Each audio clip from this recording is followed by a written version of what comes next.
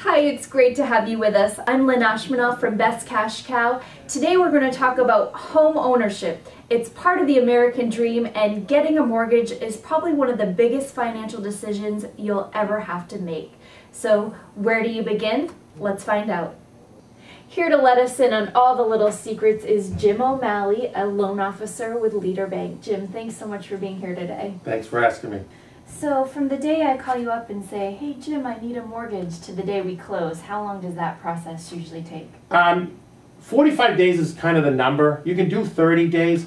The government has changed the rules on that a little bit too. The disclosures, you have to have them for 10 days and stuff like that. When we do an appraisal on your house now, you have to have this appraisal in your hand for 3 days before you can close. So the government is, they want you to kind of digest what you're signing before you do it. So, but again, 45 days is usually the standard from start to finish. It's amazing when you meet a couple and they don't, they're saying, we're thinking about buying a house.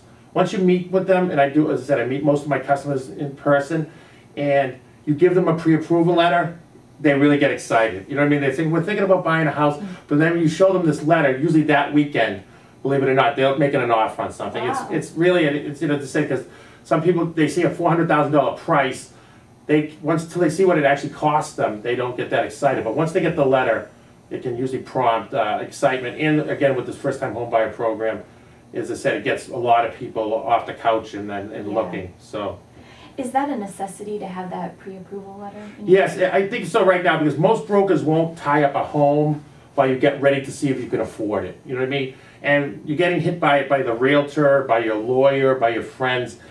They want it, and as I said, it's a real pre-approval now. It's not a pre-qual anymore. You say, how much do you make? Right. And I think you can qualify.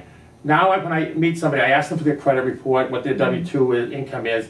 And also, like if they're buying a condo versus a single family, or if they're buying a multi, there's different criteria for what they qualify for. So usually when you issue a pre-approval letter now, it's based on solid financial information.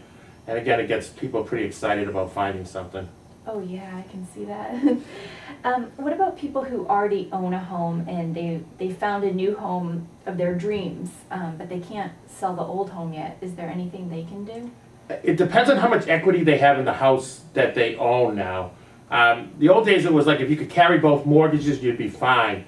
But what happens is the government wants you to have equity in the house so that you don't buy a home and then walk away from the other home you own.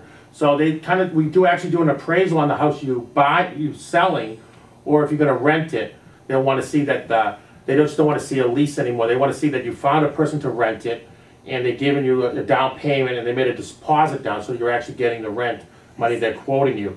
So it's tightened up. As I said, it's still possible because that if you make it, you can easily afford it. But if you're going to rent your house you're living now or something like that, the documentation to prove that you're really going to rent it is a lot more stronger than it used to be. I see. Wow.